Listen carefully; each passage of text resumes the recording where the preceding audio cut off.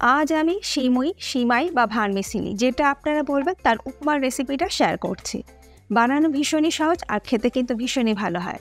খুবই কম সময়ের মধ্যে এটা তৈরি হয়ে যায়। তাই আপনারা সকাল বা সন্ধ্যায় জলখাবারের জন্য এটা বানিয়ে নিতে পারেন, আবার বাচ্চাদের স্কুলের টিফিনেও দিতে পারেন। নমস্কার বন্ধুরা, রুমার হেসেলে সবাইকে স্বাগত। রেসিপিটা কেমন লাগলো কমেন্ট করে জানাতে ভুলবেন না। ভালো লাগলে সবার সঙ্গে একটু শেয়ারও করে নেবেন। সিমুই বা সিমাই এর উপমা বানানোর জন্য একটা ফ্রাই প্যানের মধ্যে দিয়ে দিচ্ছি 1 টিস্পুন সাদা তেল। গ্যাসের ফ্লেম মিডিয়াম টু হাইতে করে দিয়ে তেলটাকে প্রথমে খুব ভালো করে গরম করে নেব।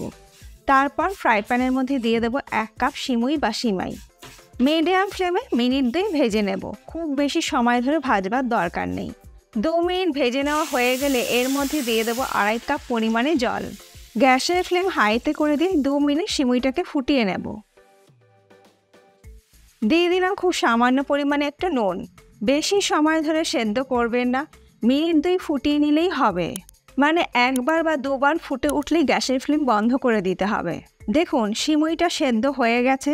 এর থেকে অতিরিক্ত সেদ্ধ করলে নরম হয়ে যাবে, তখন আর ঝরঝরে উপমা তৈরি হবে না।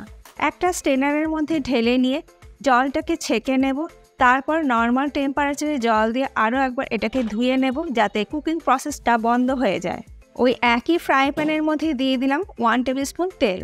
তেল ভালো মতন গরম হয়ে গেলে ফোড়নে দিয়ে দেবো 1/2 টিস্পুন কালো সর্ষে, আর দেবো একদম মিহি করে কুচিয়ে নেওয়া আদা 1 টিস্পুন। 2টি কাঁচা লঙ্কা কুচি দিয়ে দিলাম, আর ফ্রেশ কারি পাতা দিয়ে দিলাম 10-12টা। গ্যাসের ফ্লেম লো টু মিডিয়ামে করে দিয়ে ফোড়নটাকে একটু ভেজে নেবার পর এর মধ্যে দিয়ে দেবো 1 মুঠো চিনেবাদাম।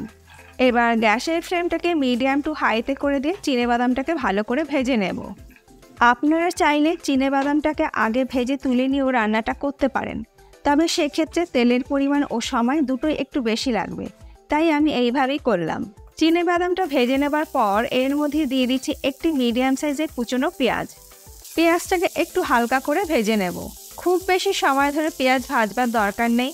পেঁয়াজ হালকা করে ভেজে নেবার পর এর মধ্যে দিয়ে দিচ্ছি অল্প পরিমাণে কুচিয়ে নেওয়া গাজর। এবার গাজরটাকেও হালকা করে ভেজে নেব।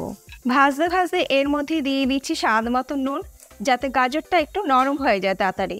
আর দিয়ে দিচ্ছি খুব সামান্য একটু হলুদ গুঁড়ো।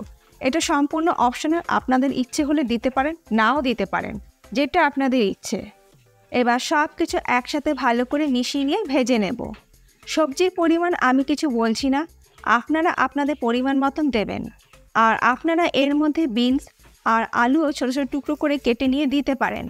গাজর হালকা করে ভেজে নেওয়া হয়ে যাওয়ার পর এর মধ্যে দিয়ে দিচ্ছি অল্প পরিমাণে ছোটো ছোটো টুকরো করে কেটে নেওয়া ক্যাপসিকাম, আর দিচ্ছি অল্প পরিমাণে মটরশুঁটি।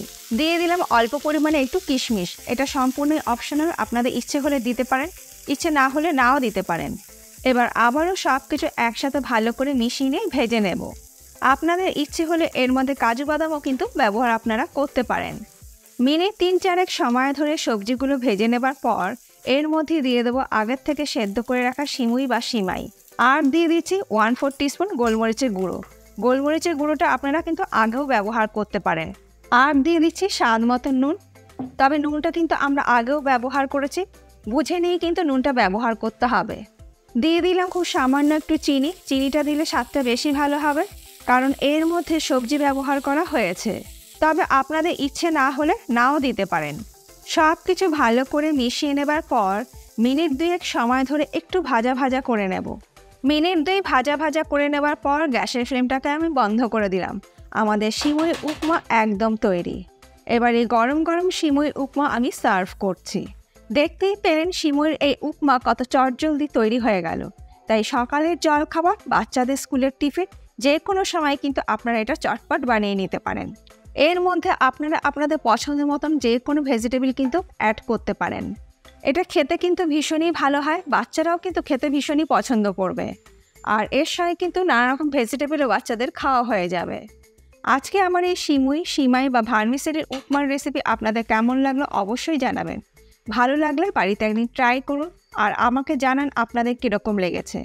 রেসিপিটা একটু সবার সঙ্গে একটু শেয়ার করে নেবেন। আজ তাহলে এই পর্যন্ত, আবার দেখা হবে নতুন কোনো ভিডিওর সাথে। ভালো থাকবেন, সুস্থ থাকবেন, ধন্যবাদ।